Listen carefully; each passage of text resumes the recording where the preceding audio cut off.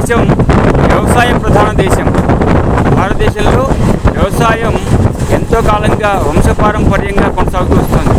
భారతదేశం అన్నపూర్ణ. ఎన్నో దేశాలకు భారతదేశం నుంచి ఆహార ఉత్పత్తులు ఎగుమతులు అవుతూ ఉంటాయన్నమాట. ఇటువంటి వ్యవసాయకమైనటువంటి ఈ యొక్క భారతదేశంలో పారిశ్రామికీకరణ అనే పేరుతో పారిశ్రమలు ప్రవేశించాయి. అలాగే ఈ మధ్య కాలంలో రియల్ ఎస్టేట్ అనేటువంటి ఒక భూతం కూడా ప్రవేశించింది. పరిశ్రమలకి కావాల్సినటువంటి స్థల సేకరణలో ఒక వ్యవసాయ భూములే అందులో బలవుతున్నాయి.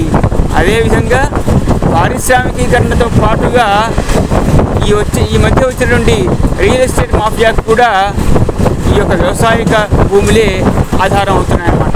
ఈ యొక్క వ్యవసాయక భూములన్నింటినీ కూడా ఏదో రూపంలో మింగేస్తూ భారతదేశం నుంచి వ్యవసాయాన్ని తరిమికొట్టి చివరికి అన్నమో రామచంద్ర అని పక్క దేశాల మీద ఆధారపడే రోజులు వచ్చే తరుణం ఎంతో దూరంలో లేదు.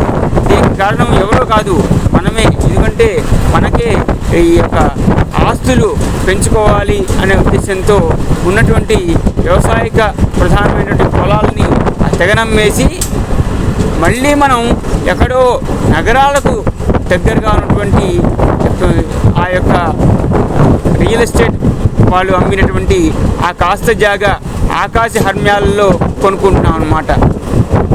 అలాగే పారిశ్రామికీకరణలో కూడా అలాగే మనం పరిశ్రమల పేరుతో కూడా ఈ యొక్క వ్యవసాయాన్ని వదిలేసి మనం పరిశ్రమలో పరుగులు పెడుతున్నాం. అప్పుడు కాలుష్యం మనని మరింత భయపెట్టి కాలుష్యం మన ఆరోగ్యాన్ని చెడగొడితే కానీ మళ్ళీ మనం ప్రకృతి వైపు మన దృష్టి చూడట్లేదన్నమాట. ఇది ఎంతవరకు కరెక్టు మీరు చెప్పండి.